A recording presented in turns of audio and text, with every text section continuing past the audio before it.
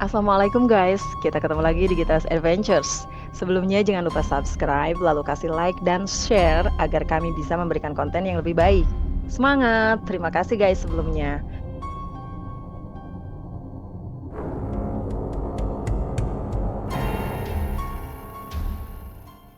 Today on Gita's Adventures.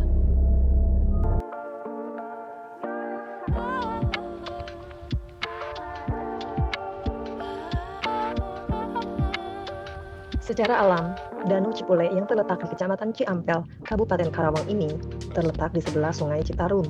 Dengan luas sekitar 90 hektar, Danau Cipule menjadi salah satu lokasi latihan olahraga dayung favorit di Jawa Barat.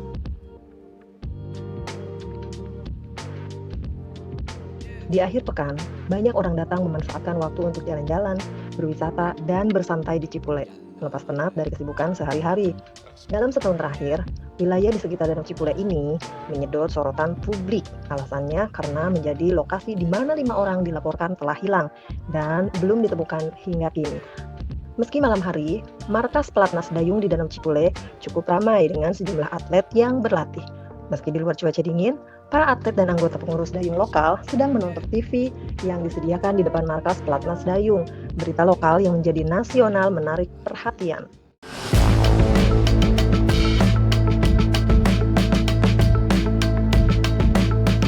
Pemirsa, Anda sedang menyaksikan RCTI dengan sekilas info. Hingga hari ini, hari ke-390, 5 orang yang dilaporkan hilang di sekitar Danau Cipule dan hutan lindung di Ciampel, Karawang belum juga ditemukan. Kapolres Karawang, Dede Rustandi, dalam wawancara eksklusifnya dengan RCTI mengatakan 5 orang yang hilang berprofesi sebagai peneliti. Sementara 2 orang lainnya yang hilang dan belum ditemukan sejak tahun 2004 adalah Jackie Alden, warga negara Indonesia asal Salem, Amerika, dan istrinya Riana, warga Ciampel, Karawang yang profesinya adalah pengusaha. Pihak kepolisian masih menyelidiki kemungkinan adanya kaitan antara kelima peneliti yang hilang. Kelima orang peneliti itu adalah Edi Mawarto, Vivin Arwana, Kasmono, Raymond Rundunuwu, dan Diajeng Tias. Pemirsa, saya Joyce Triatman, Sekilas Info akan kembali 1 jam mendatang dengan update penting lainnya.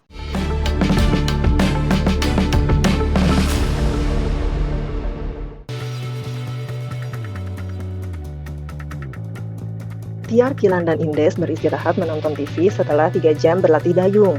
Mereka tidak ikut tim kejuaraan. Perhatian mereka tersedot pada seorang gadis berjilbab yang baru memarkirkan mobilnya.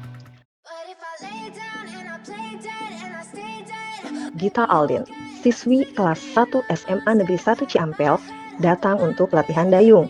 Latihan malam itu merupakan bagian dari latihan intensif H-7 jelang kejuaraan dayung PON ke-19 tahun 2016 di Karawang. Tiar tidak bisa menyembunyikan pandangan sinisnya. Gita, yang keturunan Amerika, memang gorgeous. Darah Sunda ibunya seolah menyempurnakan kemolekannya. Postur tubuhnya menjulang 189 cm. Wajahnya indah, matanya biru. Gestur tubuhnya gemulai meski tubuhnya langsing tapi padat. Tidak salah jika Gita selalu menjadi epicentrum siapapun dimanapun. Hai Gita, baru datang nih. Minggu depan nonton di China Lake yuk. Sapa Gatot, atlet dayung paling senior. Gita, selesai latihan kita ngopi bareng ya. Ajak Iqbal, kakak kelas Gita. Dika yang 2 tahun di atas Gita sambil tertawa-tawa. Jangan mau. Sama aku aja jalannya. Nanti aku traktir es lilinnya besar. Berhenti sejenak, Gita cengengesan mendengar sambutan ramah dan penuh candaan itu. Hai, assalamualaikum. Iya nih, jadwalnya malam banget. Boleh, nanti kita nonton bareng berempat ya. Sebelum nonton, ngopi dulu. Nah, baru pulangnya kita makan bareng es lilin nyonya besar. Aku yang diajak, aku yang ditraktir ya, jawab Gita full senyum. Kepada Tiar, Kilan, Indes, "Hei, apa kabar? Aku latihan dulu ya," sapa Gita ramah sambil melangkah ke gudang perahu. Namun, Tiar memotong langkahnya sambil tersenyum manis, tapi nada bicaranya penuh sindiran.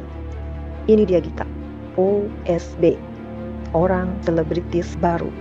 Ngomong-ngomong, berat nggak sih jadi pusat perhatian terus? Gita tersenyum ramah, nada suaranya tenang. Ah, enggak kok Tiar. Aku malah senang, berarti mereka mungkin lihat aku serius latihan.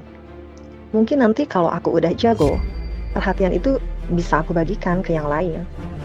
Kilan menyela dengan tawa kecil, seolah bercanda tapi tajam. Iya, serius banget.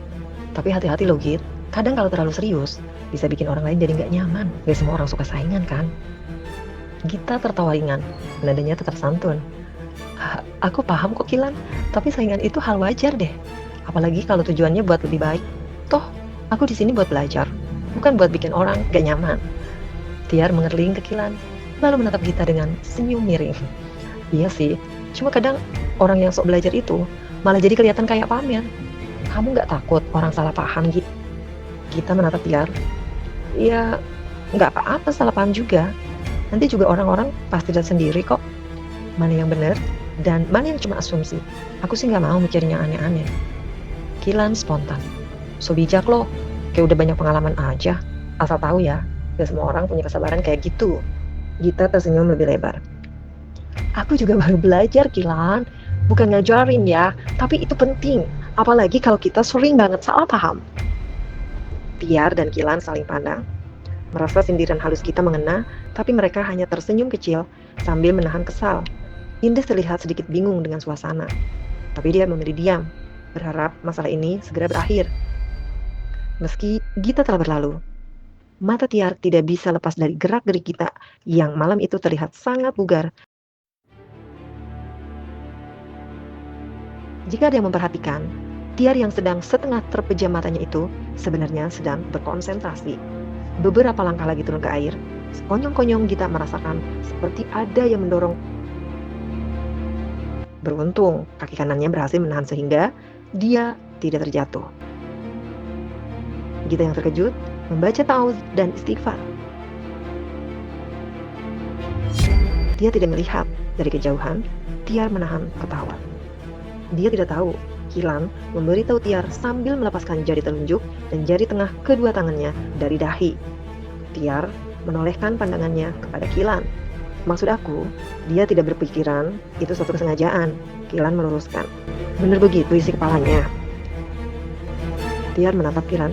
Yap, Kilan menjawab singkat. Indes, kata Tiar mengharap-harap jawaban. Sorry Tiar, sorry banget sorry. Malam ini aku tidak bisa lihat apa-apa, burem. Padahal, perasaan aku sudah maksimal banget konsentrasi. Wajah Indes memelas. Kilan diam-diam menatap tajam Indes. Dalam hatinya, Indes merasa lepas bebas. Tiar tidak mendesaknya. Indes sangat tidak ingin mencelakakan kita, atau siapapun. Apalagi, dalam kondisi malam yang begitu gelap, Indes merasa ngeri karena Tiar yang begitu dominan. Dia khawatir Tiar akan menjadikan dirinya sasaran jika dia tidak menuruti keinginannya. Meski begitu, Indes masih sangat bersyukur bahwa Tiar tidak memiliki kemampuan untuk membaca pikiran. Tidak seperti Kilan yang dengan mudah mengetahui maksud orang dengan kelebihan telepatinya. Dengan mata belaunya, Tiar terus menatap Gita yang sudah naik ke kayaknya. Tiar membatin, mungkin next time.